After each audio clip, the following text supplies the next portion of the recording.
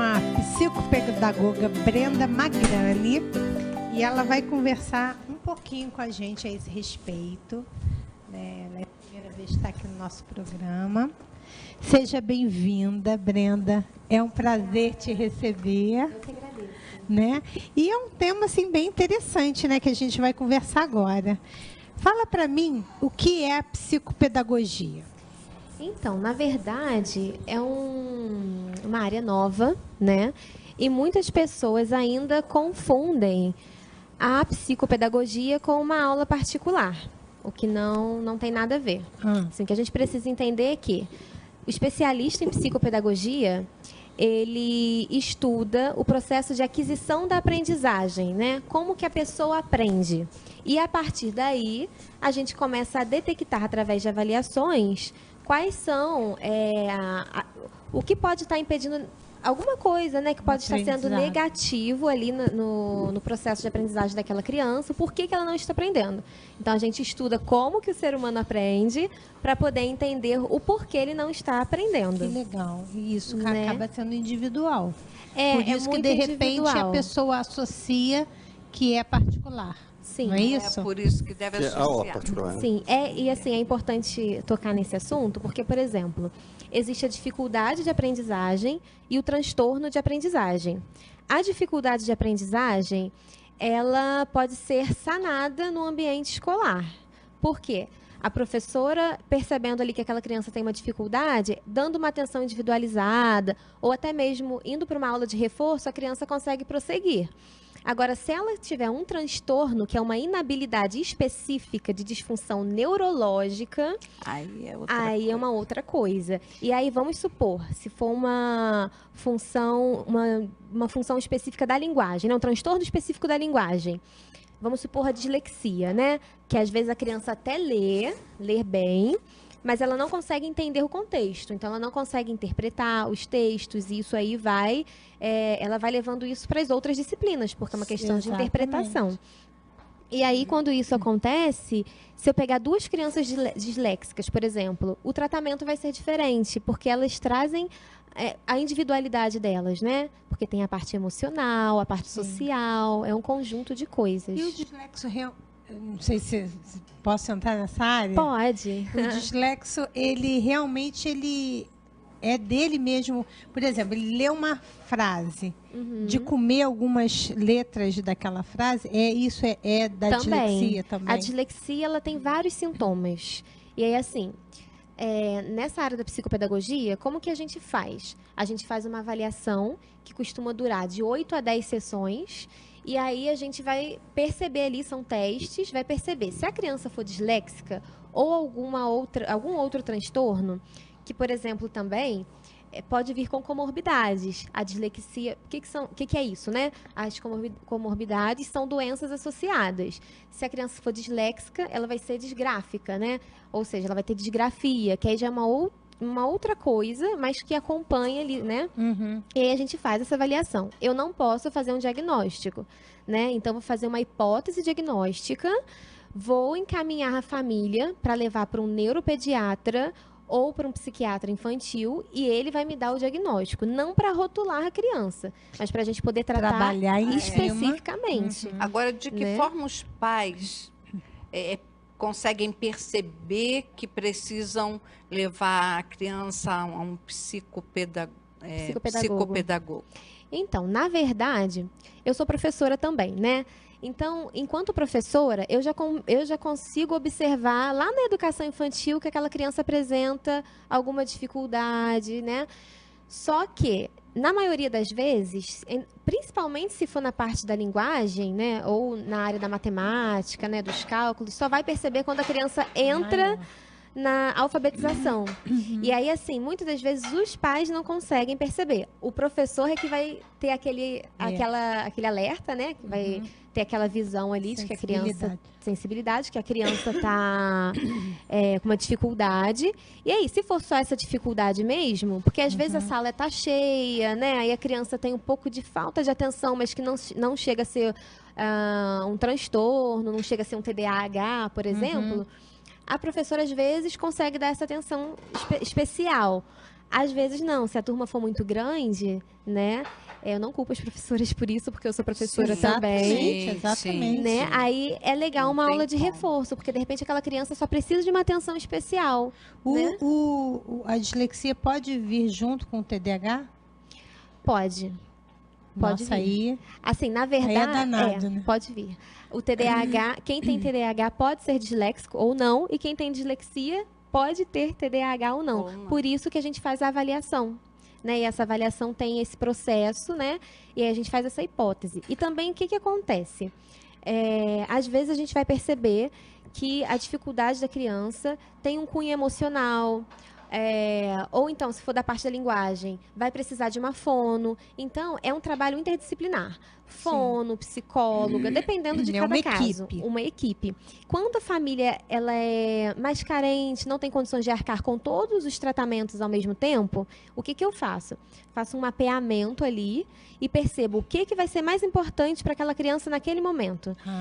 Se a psicóloga for mais importante, se ela tiver uma questão emocional muito forte, eu indico a psicóloga primeiro para ela fazer uma psicoterapia e depois ela volta para mim. Porque não adianta se ela tiver com uma questão, né, muito Não tem forte como. ali, Entendi. porque o emocional interfere também no processo de aprendizagem, né? Qual é a idade mais comum pra... A idade mais comum é por volta dos 7 anos, 6, 7 anos, que é quando a criança vai para a alfabetização e Aí quando que se dá. percebe, né? Porque na alfabetização é que se percebe. Mas olha, às vezes os pais eles criam resistência e só vão procurar depois que a criança já reprova umas 3 vezes. Eu já recebi adolescente.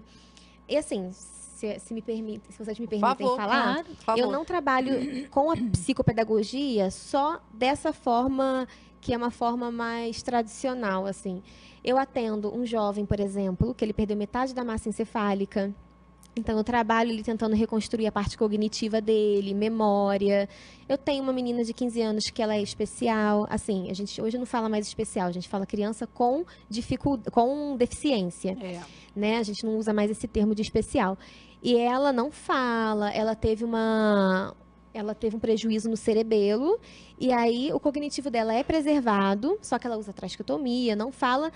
E aí eu fui estudar ela, eu percebi que ela tem dificuldade na decodificação e codificação de palavras. Então era muito difícil dela conseguir ser alfabetizada. E aí eu Entendi. percebi, eu acho que a metodologia, o método fônico da alfabetização cai bem com ela, porque ela é muito auditiva. Que né? legal. Então, assim, Aí também você faço vai- Você esses tipos de consegue trabalho. resultados dessa forma, porque é o Sim. ideal. Você Sim. faz o Verdade. ideal. Assim, eu não vou te falar que é um processo rápido. É um Não, trabalho de claro que formiguinha. não. É mas claro que não. A gente consegue observar um avanço e isso é muito bacana, Com certeza. né? E me diz uma coisa, você percebe isso aí na criança a partir dos 7 anos, mas se de repente não houve esse acompanhamento, os pais não notaram, mas já está um adolescente, você acha que ainda tem como reverter isso aí, tem como ajudar e mudar? Olha, sempre dá tempo, né? Porque nós estamos em constante aprendizagem, né? O nosso cérebro, ele absorve muito bem. Mas assim, a gente fala até os 6, porque até os 6, a neuroplasticidade, ela é muito maior. Então, a gente consegue ir ajustando ali aquela criança. Mas nunca é tarde. O ideal é procurar assim que tiver Assim que desconfiança, perceber, assim né? que perceber. Mas não significa que com um adolescente a gente não vai conseguir fazer um trabalho. O que pode acontecer é demorar um pouco mais para conseguir um resultado.